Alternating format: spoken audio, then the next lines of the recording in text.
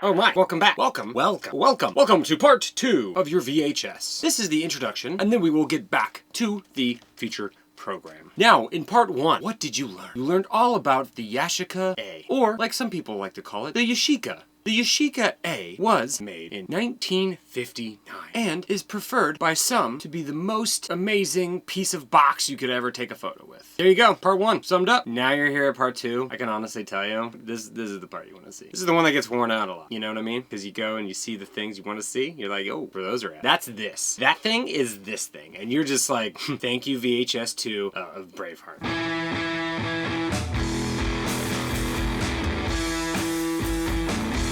Let's get into it. Color Negative Film! See, that's my Sound of Music version of this whole thing. Because they sing in that one. They sing in part 2. So I figured I would sing. The hills are alive with the sound of color negative from Lomography. I'm sorry, I won't do that again. Let's start with this. Have you ever used Lomo 100 before? So like I said in the last video, I went out with Grainy Days. Me and that home slice just headed out of the burbs and into the ocean together. We thought we were gonna make a boat and sail out into the sea together, leaving all our worries and troubles behind. But they didn't have enough driftwood for us to craft ourselves a boat. So we just had to take photos. I mean, we weren't mad about it, but we love doing it anyway. So maybe someday we'll run away together. But that day was not a few weeks ago, I guess. Apparently, because it takes forever, you know? So, Lomo 100. Why did I pick up some Lomo 100 this time? Well, I wanted to show you what it was like. And I've never used it before. And my pockets were getting a little light. So, let me pick up some rolls of film that won't bust the bank. Cinestill's like $13 now for a roll. And I got this for $18 for 3. That's like $6 a roll. That's pretty great. I mean, Cinestill's God, so whatever. But you can't go wrong with this, right? People looking like they're having fun on the back of this. That guy's doing a little kissy face to you. You can't go wrong with a little kissy face. That's ISO.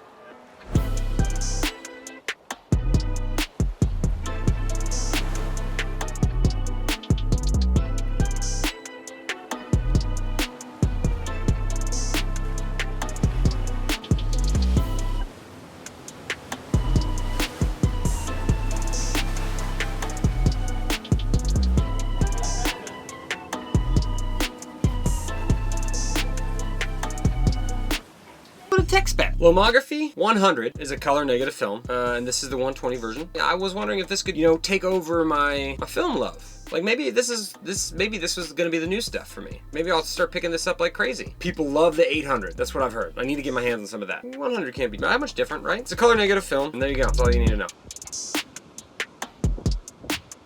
So the stuff that I was shooting was at Malibu Beach, obviously. And there was a lot of blue tones, there was a lot of earthy tones. It was a nice, bright, sunny day. I think this film does really well outside, in the open. Sun's all blasting you, saying, what's up, how you doing? Where I don't think this film does the best is maybe in super high contrasted photos. I found myself in a little cove. I climbed over a rock into this little cave. And I was like, oh my God, I can just live here. Mr. Wilson, my camera bag. That's what I call my camera bag. Put a bloody handprint on the back of it. There's too many movie references in this already. Castaway wasn't 2 VHS tape longs. I found myself in the cave and I was like, oh my God, this is amazing. Like, I was just like, what? The high contrast areas were the darkness of the cave and the brightness of the sky and the ocean. Once I was kind of trying to get that mid range there, between those two values, like the darkest darks and the whitest whites. Those whites weren't really recoverable as much as I would think Portrait is. Portrait is really, really good at attaining highlights. I don't know if I could say the same thing about the Lomo. It didn't feel like I could retain those highlights in those high contrast areas. I don't know. Maybe it's one of those films that you gotta pick and choose which way to go. High contrast, maybe don't shoot it. Kind of a neutral, a lot of tones around, a lot of contrast point, like very neutral contrast, maybe that's the best place for it. Maybe colors. I kind of like the blues. The blues look really nice. I don't think it's the cat's pajamas when it comes to Latitude. That's kind of hard for me to say that it's my forever film. So as I was doing some research on this film, a lot of people were saying it was resembling Ektar a little bit. And my first reaction was, ugh, gross. Not a huge fan. I don't shoot it a lot. If you go to my Lightroom and type in Ektar, you'll see like maybe 20 photos out of 17 billion. So then I went back to some of those images. And I was like, oh shit, and it does look like Ektar a little bit. I mean, Ektar's around the same price. Ektar's the $6 to $7. The tones feel a little similar, but like the blues kind of look similar as well. And I've never been really super pumped with Ektar's dynamic range. There's a reason why this is $18 for 3 rolls, and Portra's expensive. Portra's the best. Same with Fuji. Like all the San Francisco photos that I did, the Fuji Pro 400H. Oh my god, crisp, so good. You can say that this is crisp though. The quality is pretty spot on. Actually, one of my favorite photos is a photo that I took of a bunch of crustaceans on the side, or a bunch of shells on the side of a rock. That's probably my favorite of the photos because it was crisp, nice, clear, very warm. Does it beat Portra? No. Will I shoot it again? Yeah, maybe. Especially because it's so cheap. But then I don't like Ektar. What the hell? But maybe it's not. Maybe it is though. Maybe it's better colors. Maybe I should have just shot a bunch of different crazy colors.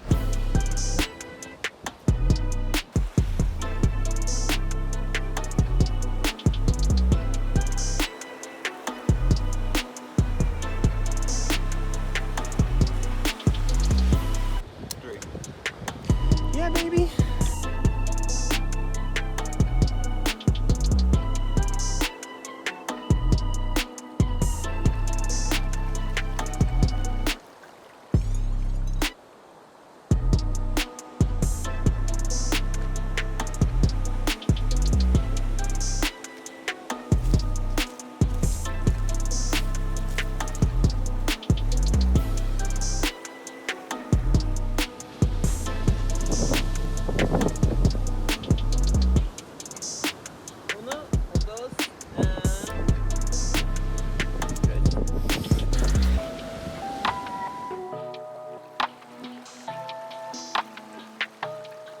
So these are my closing thoughts. Professional work. I'd stay to the Kodaks and the Fujis. And Cinestel. I mean, come on. But for Funsies Town, going out on the prowl with one of your cameras, with your Yashicas, maybe you take your twin lens out, fire up a few of these bad boys. Maybe not a terrible idea. So will I give this a stamp of approval? Where will I rate this on the level from dog shit to caviar? Probably a PB&J sandwich. Kind of hungry now. Maybe I want a PB&J sandwich. Some of this in a PJ sandwich and go shoot some more. So put it in, load it up, shoot it out. Don't think. So you've made it to the end of the VHS tape now. Been enlightening, been transformative. Now I feel like I want to go watch something on VHS. Well, join me next time where hopefully I will stay out of trouble like I have for the past 30-something years.